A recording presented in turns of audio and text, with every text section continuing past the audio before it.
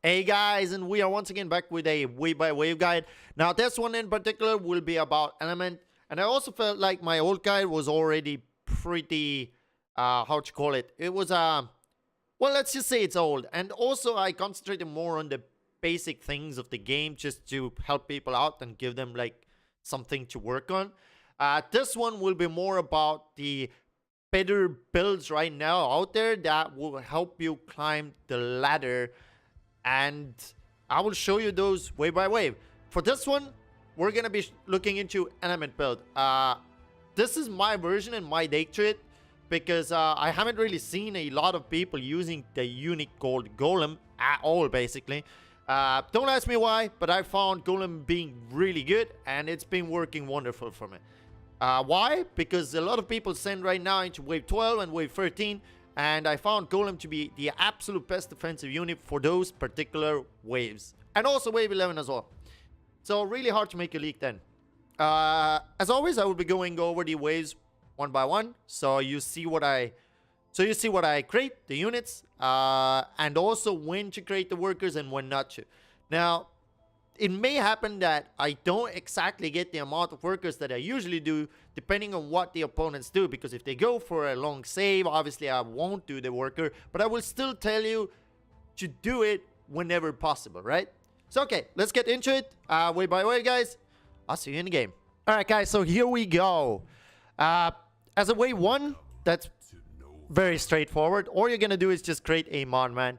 Now, the positioning, I like to position that roughly around 3 squares from the wall over here.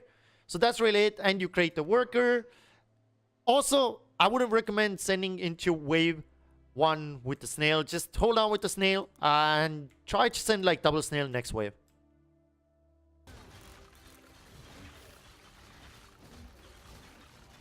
In wave 2, it's you're going to be creating a proton on the left here.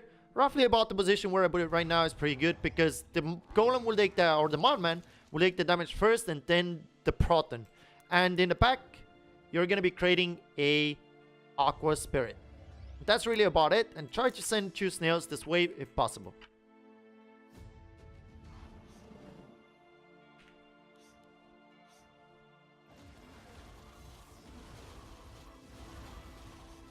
Alright, so wave 3, guys. All you do is just create another proton in the front and 1 more aqua spirit in the back. Now, depending on whether they sent or not, I also like to create like sometimes like an extra proton, but this is really up to you. Right now, I will just create another one because I like to be safe.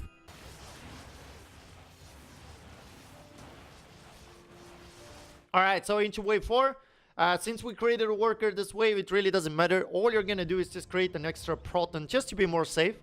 And if you really want, you can do like another one, depending on really how safe you want to be. Right now, I want to save this 20 for the next wave because we're looking to create a fire elemental next time. Alright, so into wave 5, all you're going to be doing is creating a fire elemental. And that's really about it. Pay attention that don't create a worker into 6 because we're looking to create a rogue weave next wave.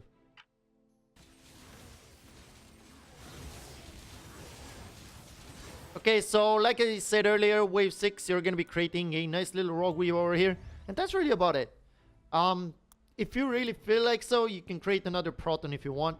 However, right now I will because he did not send last wave.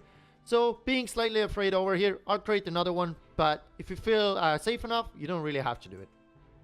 Looks like we got a bunch of snails to deal with over here. So once you get into this wave, if they did, now pay attention, if they sent last wave, let's say they sent into wave 6, then you are free to actually get another worker. In case they didn't send last wave, you should definitely build a Windhawk and maybe even another proton. Or if you don't want to create the proton, a Windhawk is more than enough. Or if you can, just pull off like 2 Windhawks even.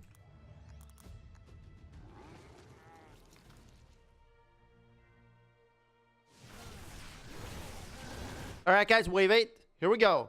Now in wave 8, you're going to be creating the Windhawks in case you haven't done it already. If you did, however, create the Windhawks into 7, then you're just free to create the worker if you want. But that's really about it. You won't be doing a whole bunch more than that.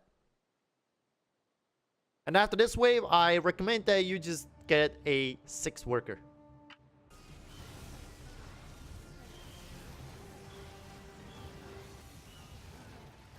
Alrighty guys, so here we are in wave 9. Now wave 9 is pretty good for another mod, man. In case you do have more, if you have more gold, you can also look into getting perhaps or even upgrading the mod man into the golem. But in this game I happen to not have that, so I opt to go for another mod man because the wave is Pierce. So yeah, also you can upgrade the Windhawk into a Violet as well. This is up to you to decide on whether how much gold you have.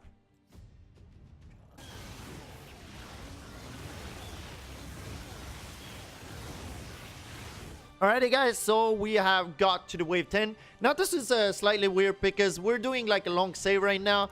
But here's where you typically always want to deploy like one disciple against this boss. So you're going to be doing just that. You want to place it roughly around in the back.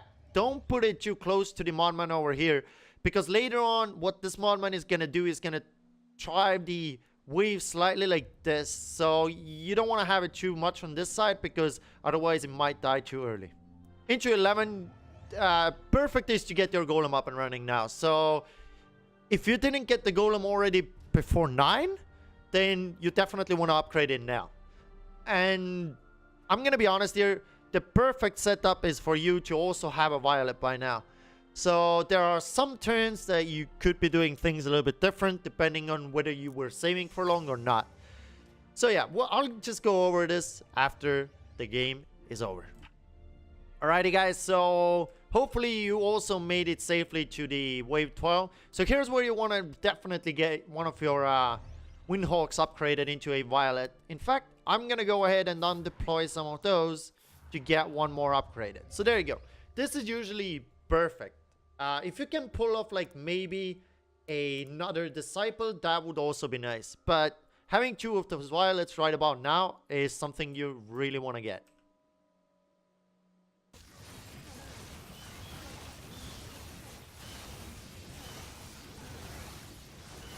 Alrighty, so wave 13. Roughly about now, you're definitely looking to get a Firelord up and running somewhere in the front. And if you have any money left, go ahead and deploy another Windhawk as well. This is a good question. Let's take a moment here. We could actually undeploy this as well. Actually, you know what? Let's do that instead. So we're gonna undeploy that and create 2 more disciples instead, because that's gonna add up a lot into our value. And wave 13 is pretty single target heavy wave. Yeah, okay. I was afraid that they would send this wave. That's why I did it like that.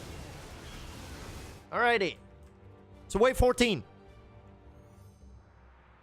In wave 14, again, there's a couple of things you can do here. You can create another Windhawk, upgrade that, because this is a pretty difficult wave to deal with, especially for a element, if not one of the most difficult waves. However, I'm gonna opt to go for the Firelord right now, and with that perhaps we can get 1 more Windhawk right there, and we're gonna go ahead and get 1 more Proton as well, and hopefully this will hold.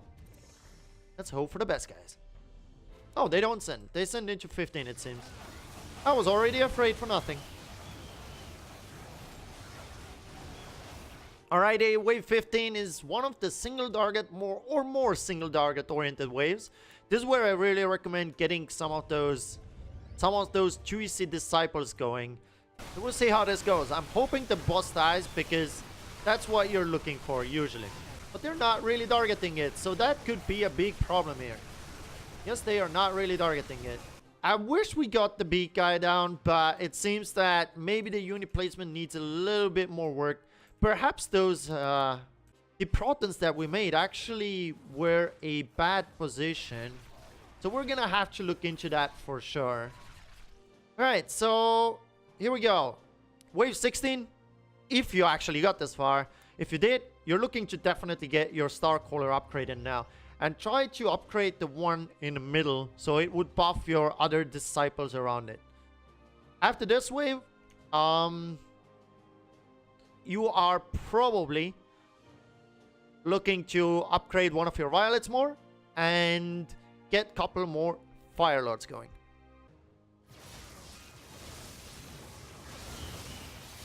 Alrighty, so as I mentioned earlier, we're gonna be looking to get some more fire lords going. Now for that purpose, we're gonna go ahead and delete one of the protons right there, because you want to have it very close to your star caller. So that's kind of important, guys. Not even kinda, it's very important.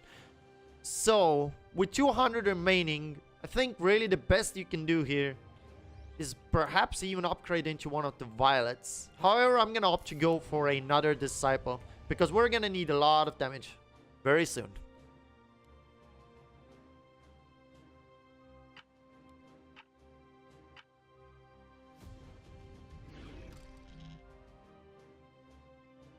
And looks like they actually sent now, which is not too bad. This is actually not bad at all for us. We'll see how this goes.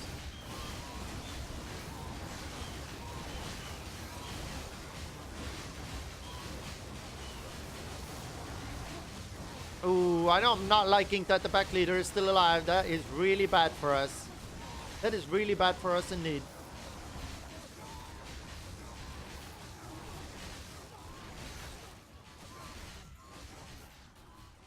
Like we're gonna leak like a few units here, not a big deal. I would have been happy if the pack leader actually died. I would have been very happy if it died. Yeah, a little bit unlucky there.